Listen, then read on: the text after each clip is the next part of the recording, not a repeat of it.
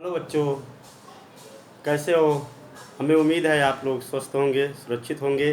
बच्चों, हम लोग हिंदी गद्य साहित्य, हिंदी काव्य साहित्य के इतिहास पढ़ रहे हैं। हिंदी काव्य साहित्य के इतिहास में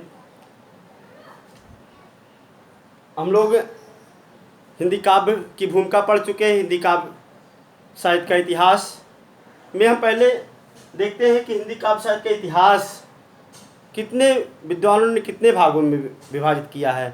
तो विद्वानों ने हिंदी काव्य साहित्य के इतिहास के विशेष प्रवृत्तियों के आधार पर 4 भागों में विभाजित किया है। सबसे नंबर 1 आदिकाल, जिसको वीरगाथा काल कहते हैं। इसका समय सीमा है 800 विक्रमी संवत से लेकर 1400 विक्रमी संवत तक। अगर सन में इसको देखें तो 743 ईस्वी से लेकर 1343 ईस्वी तक। दूसरा है पूर्व मध्यकाल, जिसको भक्त काल कहते हैं। ये 1400 विक्रमी संवत से 1700 विक्रमी संवत तक।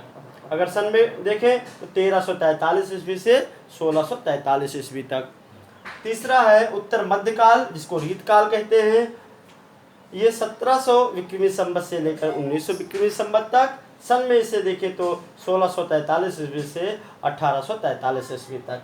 बच्चों, आधुनिक काल जो 1900 विक्रमी संवत से अब तक माना जाता है, इसको सन में कहें तो 1843 ईस्वी से अब तक। बच्चों, ये आचार्य रामचंद्र शुक्ल के हिंदी साहित्य के इतिहास में जो इन्होंने हिंदी पद्य साहित्य को 4 भागों में बांटा है, इसको सभी विद्वान प्रमाणिक मानते हैं।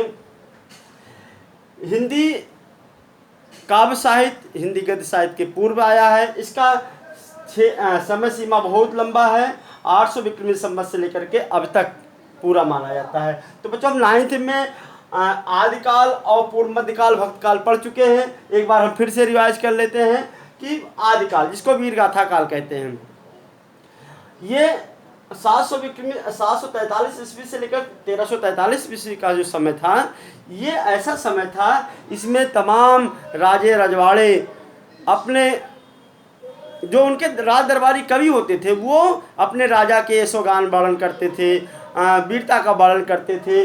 और उस बीच विदेशी आक्रमण बहुत हो रहे थे, तो अपने यहाँ के देसी राजा वो युद्ध की तैयारी करते थे और युद्ध में अपने राज दरबारी कवि को साथ ले जाते थे। उनका उत्साह वर्धन करने के लिए वो राजकवि जाते थे, अपने सैनिकों का उत्साह वर्धन करते थे।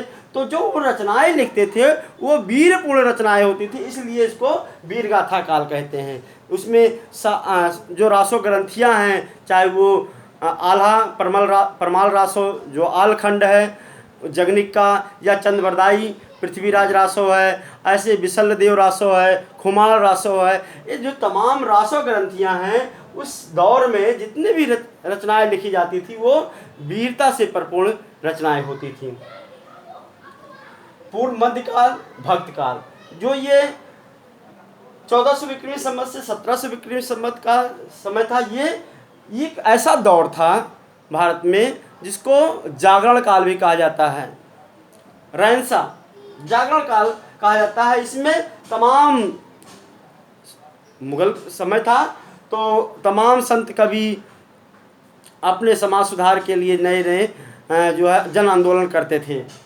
तो भक्तकाल, जब राजा महाराजा अपने देसी राजा महाराजा जो है विदेशी राजाओं से हार गए, तो राज दरबारी कवि जो है राज दरबार से निकल करके वो सब मंदिरों में पहुंच गए और वहाँ पर अब राजा का वर्णन करने के बजाय, यशोगान करने के बजाय, अब ईश्वर की पूजा अर्चना, उनकी आराधना वंदना करना शुरू कर दिए। तो ये जो दौर था वो भक्तकाल का। इसी में आपके कबीरदास, तुलसीदास, सूरदास, ये तमाम जो कवि हुए हैं, इसी भक्तकाल बड़ा क्षेत्रफल है। इसको हिंदी काव्य साहित्य का स्वर्ण युग कहा जाता है। इसको भक्तकाल को पहले 2 भागों में बांटा गया है, एक निर्गुण भक्त काव्य धारा, दूसरा सगुण भक्त काव्य धारा। फिर निर्गुण भक्त काव्य धारा को 2 भागों में बांटा गया है, एक है संत काव्य धारा और एक प्रेम मार्गी काव्य धारा। संत ज्ञान मार्गी शाखा और प्रेम मार्गी शाखा। ज्ञान मार्गी शाखा जो संतों का था, उसमें प्रवर्तक कबीरदास जी थे, रैदास, गुरु नानक देव, दादू दयाल, सुंदरदास, धर्मदास, ये तमाम जो है ये ज्ञान मार्गी शाखा के थे। प्रेम मार्गी शाखा में मलिक मोहम्मद जायसी, कुतुबन, मंझन, ये तमाम जो है जो सूफी संत थे वो जो है प्रेम मार्गी शाखा में थे। उसके बाद सगुण भक्त काव्य धारा के जो दो विंग्स थे, एक राम आश्रय काव्य धारा, दूसरा कृष्ण भक्त आश्रय काव्य धारा। तो राम आश्रय काव्य धारा जो था उसमें उसके प्रवर्तक तुलसीदास जी थे, जो रामचरितमानस लिखे हैं और भगवान राम के यशोगान किए, उनके उदात्त वर्णन किया है उनके। और नाभादास हैं और तमाम जो है राम आश्रय काव्य धारा में हैं। उसके बाद कृष्ण आश्रय काव्य धारा में उसके प्रवर्तक जो है जो अष्टमार्गी कवि हैं, सूरदास, चतुर्भुज दास और तमाम जो है 8 कवि, उसके वल्लभाचार्य जो संस्थापक थे जो पुष्ट मार्ग के। तो ये भक्त काल के हो गए। बच्चों हम आगे जो है जो हमारे सिलेबस, ये तो हम 9th में पढ़ चुके हैं, वीर गाथा काल, भक्त काल। आगे हम जो उत्तर मध्य काल, रीत काल और आधुनिक काल, ये हमारे 10th के सिलेबस में, इसको हम कल से शुरू करेंगे।